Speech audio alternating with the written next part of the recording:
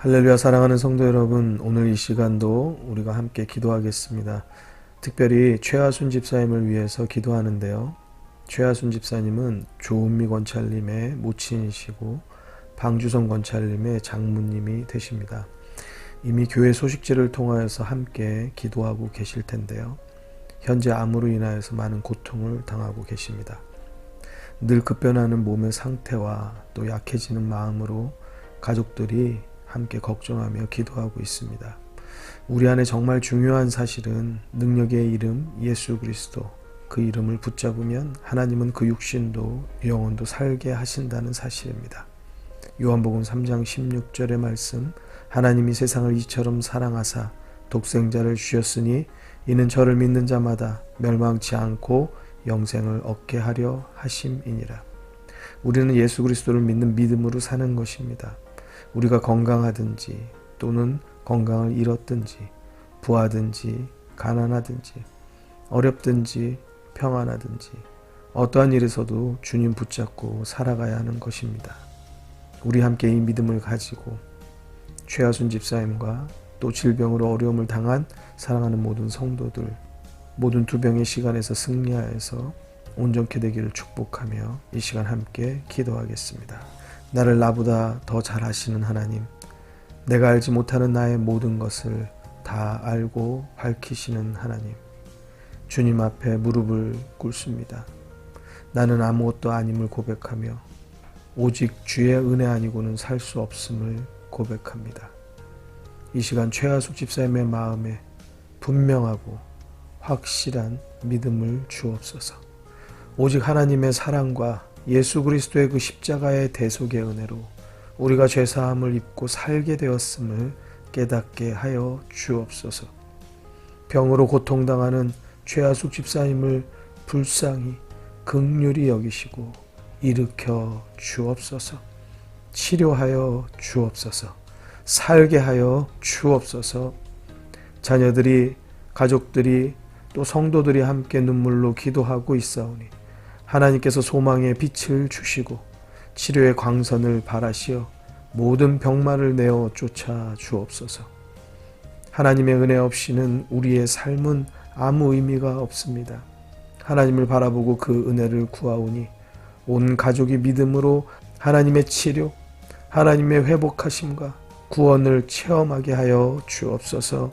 우리의 간절한 기도 가운데 응답하실 것을 믿사오며 예수 그리스도의 이름으로 기도드리옵나이다. 아멘. 이 시간 방주성 권찰, 조은미 권찰, 또 어머니 되시는 최하숙 집사님을 위해서, 그리고 방아은, 방은율, 그 자손들까지 함께 위해서 기도해 주시기 바랍니다. 함께 기도하시겠습니다. 기도합니다.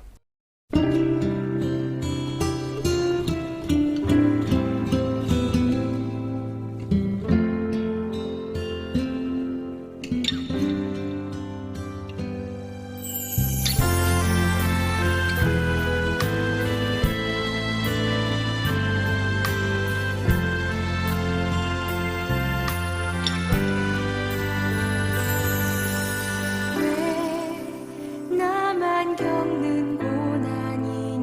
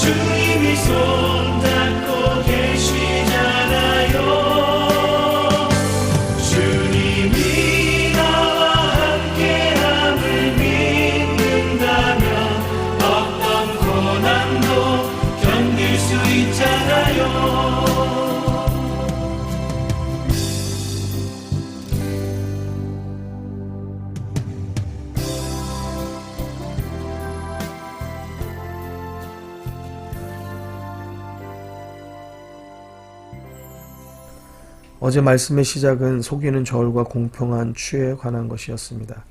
그러면서도 2절부터의 말씀이 특별히 어떤 연관성이 있지 않은 것으로 보기가 쉽습니다.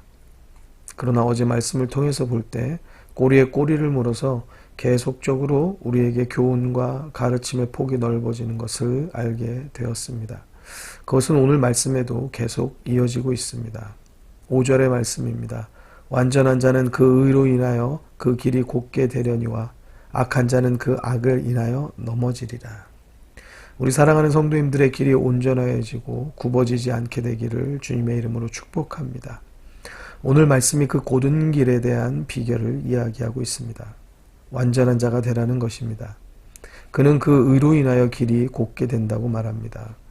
완전한 자, 듣기만 해도 좀 나는 안 될 것 같고 완전하다라는 것에 나를 넣기에는 너무 부족한 생각이 우리 모두에게 있을 것입니다.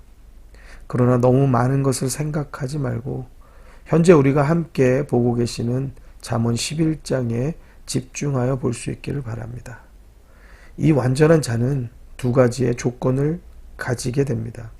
한 가지는 속이는 저울을 만들지 않는 자, 두 번째는 공평한 추를 가지는 자. 결국 이 두 가지는 안 지키려는 자에게는 너무 어려운 두 가지가 되겠지만 지키는 자에게는 아주 쉬운 한 가지의 똑같은 일입니다.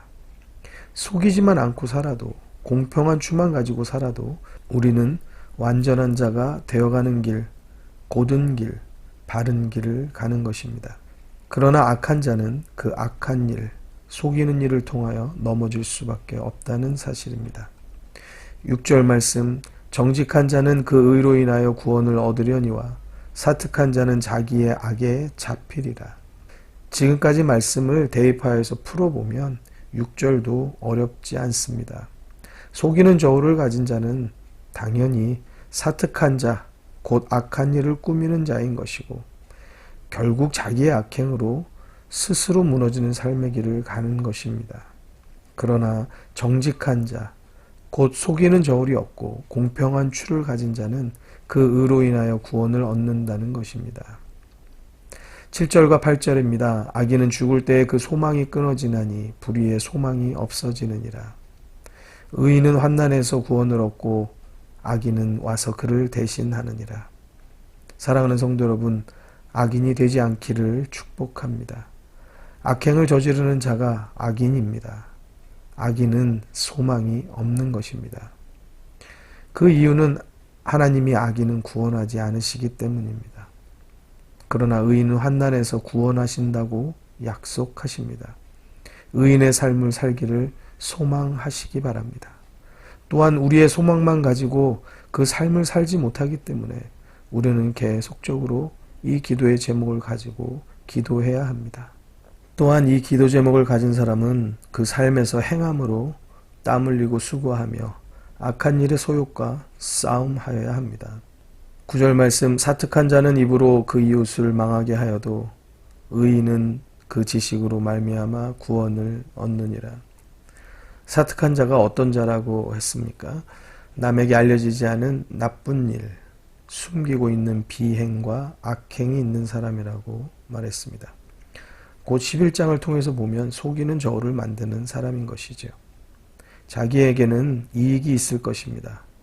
또한 그것은 이웃을 손해보게 하는 일이 될 것입니다. 사랑하는 성도 여러분, 사특한 자는 하나님이 기뻐하지 않습니다.